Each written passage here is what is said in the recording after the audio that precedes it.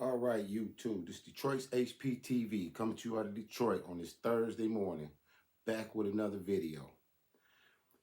Listen, I don't know if y'all been following Nancy Mace in Congress. They having a big blowout about Nancy Mace not wanting to share the bathroom with a trans woman who is technically a biological man. Now, that seems to be a big thing on the left. Then you have uh, the Crockett lady race baiting on the Senate floor. Then you have Reid race baiting.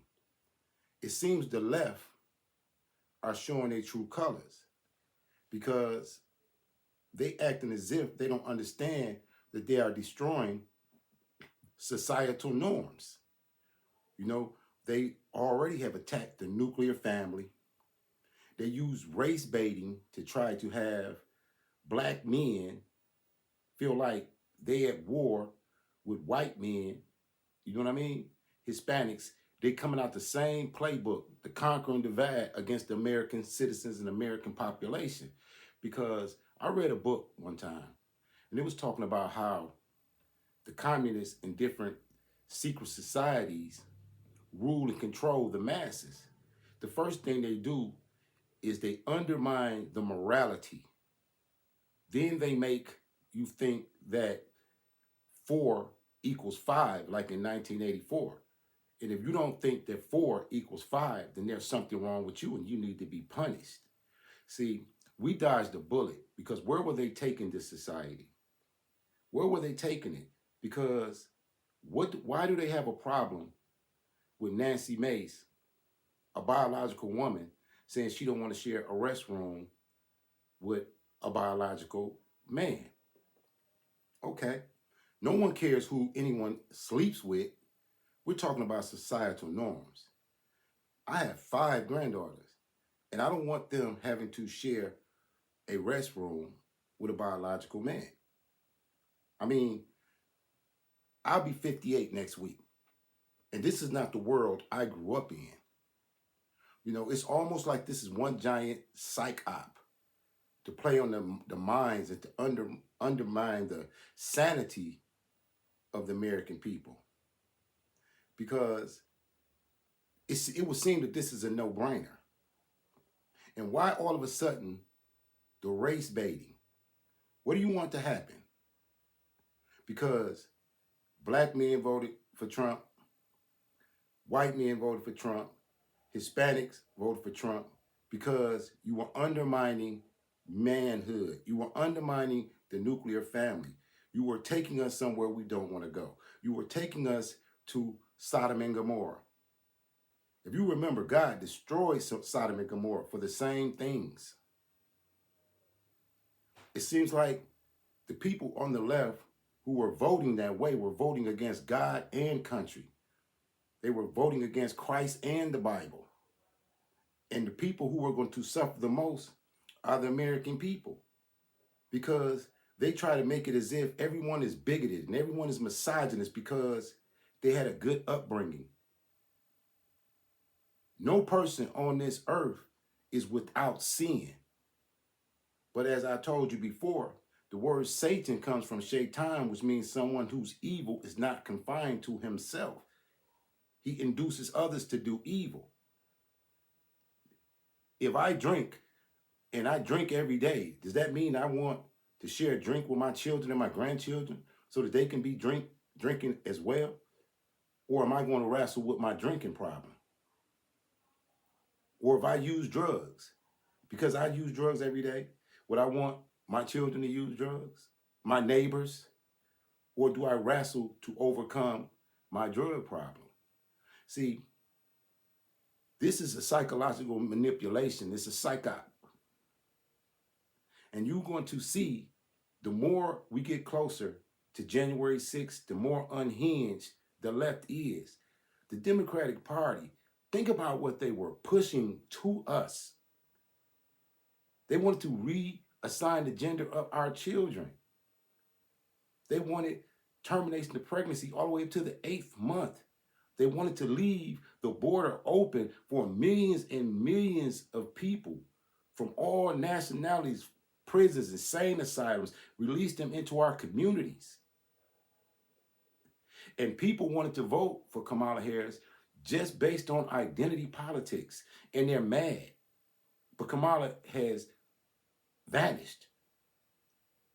Joe Biden made his appearance to okay for Ukraine to fire missiles into Russia, knowing that Donald Trump had a peace plan for Ukraine and Russia. He's like they like the kids who say because they're not winning the game, they take their ball and go home. We dodged a bullet. That party needs to be finished. That party has become totally wicked. It's just like Ephesians 6 in the Bible. We are wrestling not against flesh and blood, but against spiritual wickedness in high places. You know, the mystery Babylon has become the home of every foul bird and unclean spirit. Do you understand what I'm saying? These people are showing their true colors in our faces. But at the same time, they're starving us, lying to us about inflation, lying to us about the job market, lying to us about everything, leading us off a cliff, they wanted to make us unacceptable to God. That's what they wanted. They wanted to make us unacceptable to God so that our prayers can't even be heard because they wanted to make us 100% wicked. Seriously, when you look at the politics that they were playing, they made everything that was evil seem good and everything that was good seem evil. And they vilified Trump. They called him Hitler. And they called his supporters Nazis. You know what I mean? They said that we were fascists, and they still going out kicking and screaming like some petulant children. Because now they want to attack Nancy Mace because she doesn't want to share the restroom with a biological man. And that's a big thing to them. Where when I was growing up, that was a no-brainer. So, you know, as we get closer to the holiday season and the days get darker, they even was telling people, if your family member voted for Trump, don't go to Thanksgiving dinner. Stay away from your family as a punishment. I was reading this scripture, and it was Jesus talking in the Bible. And Jesus was telling the guy, if you want to follow me, leave everything behind. And the guy said, well, I want to bury my father. And Jesus said, let the dead bury the dead, because the spiritually dead got to bury themselves. And you got to follow what you know to be right. So without further ado, I want to get into this clip, and I want you to check out what they said. Matter of fact, I'm gonna show you 3 clips today. Watch to the end. And as you know, people who have conservative views, we being shadow banned. I was watching Dana with the Data, and they was shadow banning her and taking people out of her life because she is a conservative woman. At some point in time, the censorship and the oppression that they're using to silence voices is going to be dealt with. Everybody is worried about what Trump is going to do. And what he's going to do is undo the evil plans and plots that you have for the American people. We're not, they was talking about turn the page. We finna turn the page away from this spiritual wickedness and these ideologies that are undermining the moral fiber of the American people. Because to this day, when you confront one of them and say, why were you voting for these things that would destroy us as a society? The same things that collapsed Rome and was the destruction of Rome. The same things that had Sodom and Gomorrah destroyed by God. And you wanted to force it down the throats of the American people. And we said no, and you mad. You're going to have to get over it. You're going to have to really get over it because the people have spoken and you're outnumbered. You're outmanned.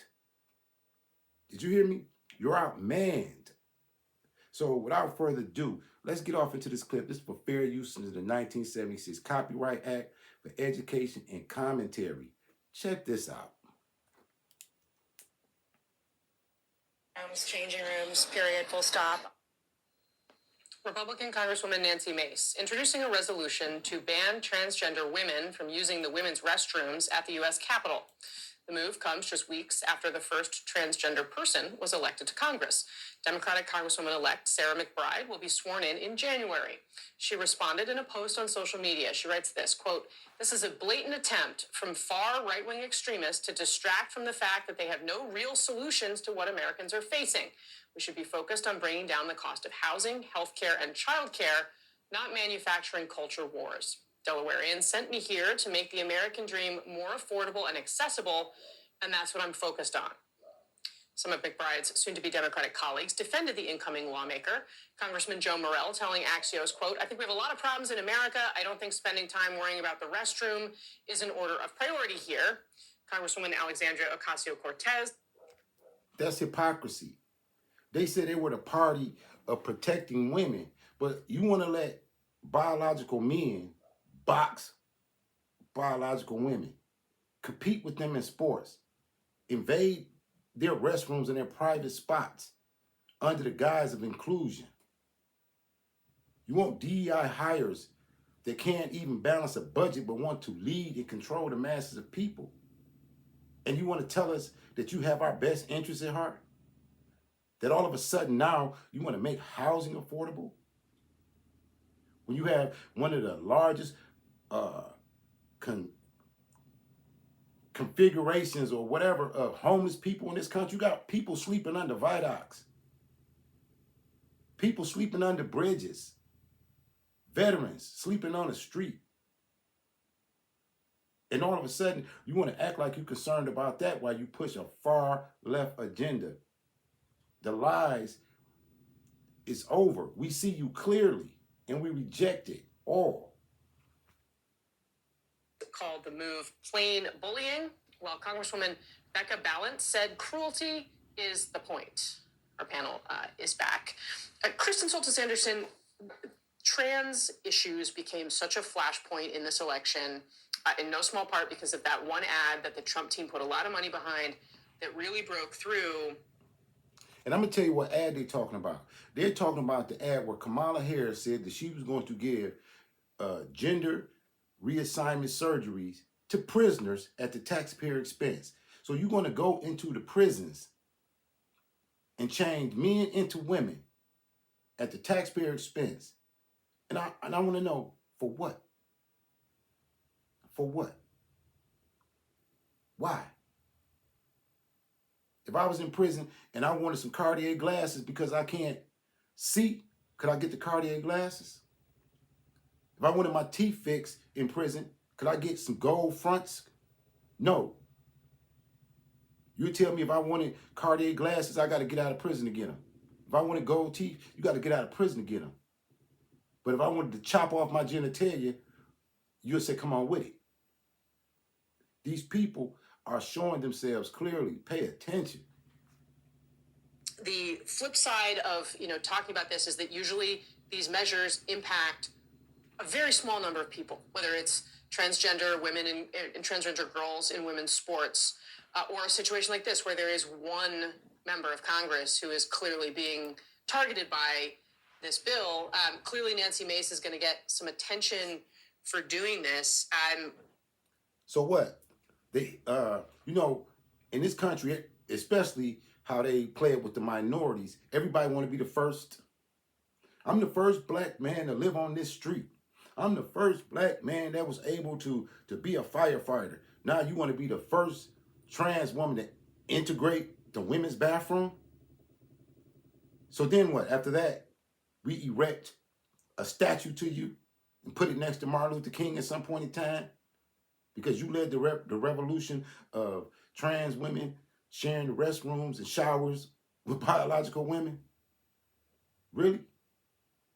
We see you clearly. When you look at this back and forth, how do you see this cutting? Well, first, I think it's important to unpack why that ad was one that Republicans ran so often and ultimately felt was a successful ad in the campaign. And I think it comes down to the very end of the ad, where it sets up this dynamic of Democrats are for this small group that you're not a part of. Donald Trump's for you. And so when the debate is what should be prioritized, should you be prioritized?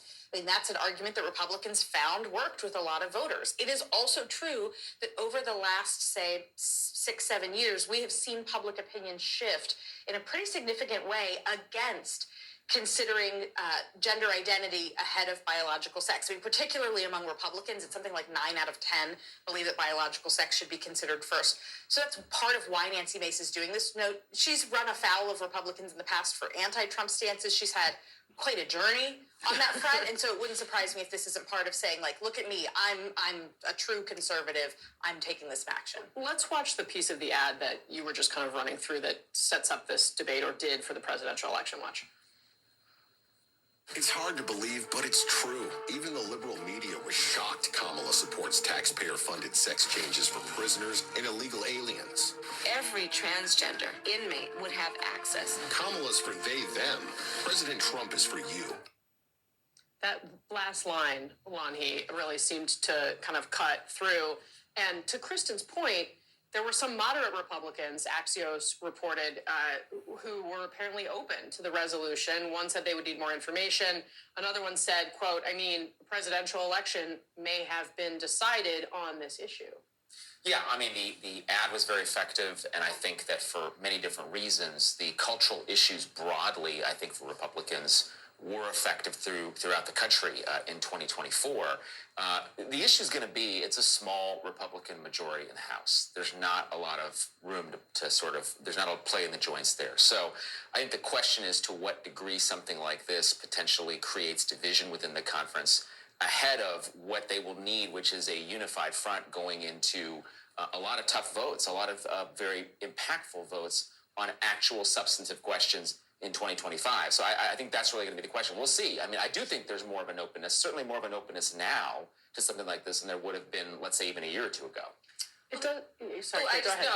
the irony here is that Nancy Mace is kind of doing exactly what the Trump ad accused Harris and the Democrats of doing, which is zeroing in on this cultural issue as opposed to focusing on these bigger issues of, I shouldn't say bigger, these other priorities of, cost and, making things more affordable and improving the economy. And so, I think sort of to Lanhi's point, I mean, I think the question is, does this kind of, does this land as like a division in the Republican caucus? Because it's this question of, okay, well, now you have power. What are you prioritizing? What are you going to focus on? And if Nancy Mace is coming out with this bill clearly aimed at one member of Congress, is that how Republicans want to defend what they're doing on Capitol Hill? I'm not sure it is, even though the trans issue itself, of course, did have salience in the presidential election. Yeah, and My question is, why should Nancy Mace or any biological woman have to share a restroom and a shower room and sports with a biological man? Politics aside, let's talk about social norms, the nuclear family. Let's talk about beliefs. So you mean to tell me that the trans woman has more rights than the biological woman? You have to make this make sense. in the ways that these things would affect a broad swath, everyone who has a daughter in women's sports, that's one way to look at it. But when you're looking at it in terms of this is a single person that is being targeted, I do wonder how the politics of that are different. I also think it's worth noting that in the Senate, it took until 1992 to get a women's restroom with 2 stalls for people like Barbara Mikulski, who was really focused on this. So just see, they playing semantics because it always starts with one. The first one sets the precedent, just like in law. The first case decided sets precedent. So the first time you let one do it, it sets the precedent for all the others to come through that same door. See, this is a one giant psyop against the American people. Listen to some more. Just keep in mind how long it seems to take Congress to get places the American public has faster on these issues. The first transgender woman elected to Congress is firing back this morning against a Republican lawmaker who's trying to bar her from using the women's bathroom. Congresswoman Nancy Mace of South Carolina introduced a resolution yesterday to ban transgender women from using the women's restrooms at the U.S. Capitol. In a post on X, Congresswoman-elect Sarah McBride responded with this in part, saying this is a blatant attempt from right-wing extremists to distract from the fact that they have no real solutions to what Americans are facing. It goes on to say we should be focused on bringing down the cost of housing, healthcare, and childcare, not manufacturing culture wars. And be sure this is not the end of that. John? All right, Kate, thank you very much. See, this is where we made the mistake. When we allowed them to integrate trans rights and gender rights into the civil rights movement, they made them identify with black people in the black struggle. So now it's a coalition of black people and trans people. Who signed on for that? Did Martin Luther King march so that biological men could use the restroom with biological women? Was that what the civil rights movement was about? Because it seems they have joined on and co-opted the human rights. And they act like we don't see that. So now I'm going to go to another clip. And then the main thing, did you notice what they said? They said far right white. So what they want to do, this is the mind game.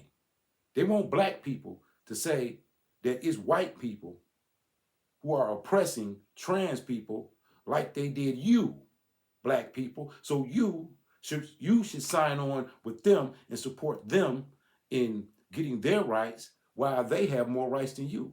They got a hate crime bill. They got their own flag flying over the White House.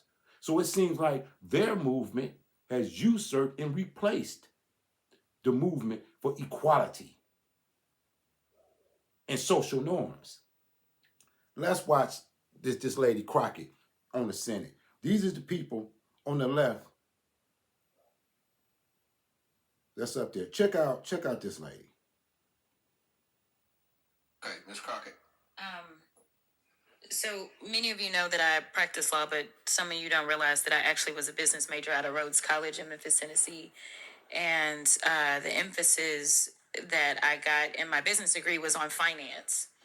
And as I traveled the country campaigning this election cycle, one of the things that I talked about was this idea that in finance, we always promote this idea of diversity. If you know anything about a portfolio, the one thing that you want to do is make sure that it's as diverse as possible, because at times certain stocks will perform better than others, and they will exemplify various strengths and weaknesses. And together, a diverse portfolio is usually what any good finance person would promote. They wouldn't promote that you solely invest in vanilla wafers, believing that that is going to be the strongest portfolio, but instead they may want to add some chocolate cake and some Twinkies into the mix to make sure that we have the best portfolio, because there will be different preferences by different people, and again, there will be different strengths. But as I sit here and I think about what we say and what I'm hearing as it relates to diversity when it comes to anything outside of making money. And to be clear, we are losing GDP every time we try to push back on this idea of diversity, because all of us bring something different to the table. But you consistently said over and over the word oppression, and every time that you said it, it was almost as if I was hearing nails on a chalkboard, because it seems like you don't understand the definition of oppression, and I'd ask you to just refer to Google to help you out. Oppression is the prolonged, cruel, or unjust treatment or control. That is the definition of oppression. And so, as I sit here as a Black woman who practiced civil rights, let me tell you the reason that my colleagues wanted to make sure you understood the same Black history that your side of the aisle wants to delete out of classrooms is because you can then misuse words like oppression. There has been no oppression for the white man in this country. You tell me which white men were dragged out of their homes. You tell me which one of them got dragged all the way across an ocean and told that you are going to go and work. We are going to steal your wives. We are going to rape your wives. That didn't happen. That is oppression. We didn't ask to be here. We're not the same migrants that y'all constantly come up against. We didn't run away from home. We were stolen. So yeah, we are going to sit here and be offended when you want to sit here and act like, and don't let it escape you that it is white men on this side of the aisle telling us, people of color on this side of the aisle, that y'all are the ones being oppressed, that y'all are the ones that are being harmed. That's not the definition of oppression. You tell me the prolonged, cruel, or unjust treatment that you've had, and we can have a conversation. You can start with Exodus. The final thing that I will say on this particular issue, two things. There is an article from The Guardian, and it is a little old. It's from 2021. So I apologize. But it said that back then, just 3 years ago, white men represent 30% of the population, but 62% of office holders. These are the issues that we are constantly looking at and recognizing and trying to say, is this just? I can't even tell you how many white men have served in this chamber, but I can tell you that I am only the 55th Black woman to be elected to Congress. And so when you want to talk about history and pretend as if it was so long ago, it wasn't. Because again, I am just number 55. Finally, when we start to talk about what do these numbers do as we're trying to say that diversity, equity, and inclusion is the problem, the reality is that when it comes to financial performance, companies with more diverse workforces are more likely to outperform their competitors. Companies in the top quartile for racial diversity are 35% more likely to outperform their peers on profitability. Companies with diverse executive teams are 25% more likely to generate greater profits. Diverse companies earn 2.5 times higher cash flow per employee. Diversity works. And until you can show me data that says otherwise, I think that we need to go back to being a country that listens to experts and gets out of our feelings and recognizes again that racism is real in this country. And until we stop pretending that it's not, we will not solve the problems that we are consistently facing. And that will bring real unity that we seek when we're looking for a more perfect union.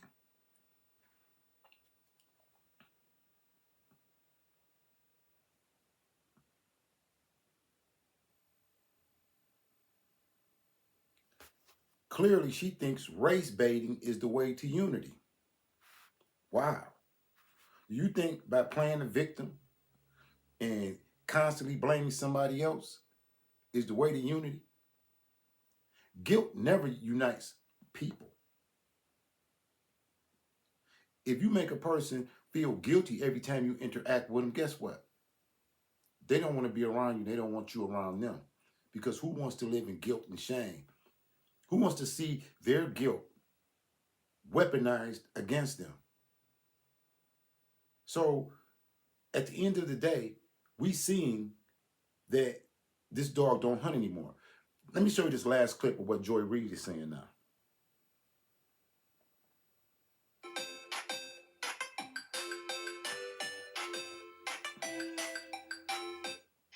Hey, I just want to give some free advice to the white progressives, particularly white progressive women who may be. Listen to her. Hey, I just want to give some free advice to the white progressives, particularly white progressive women who may be thinking about marching against the Trump victory, maybe putting back on the P-word hats and doing that thing. I would just say probably don't send any of those invites to any black women you know.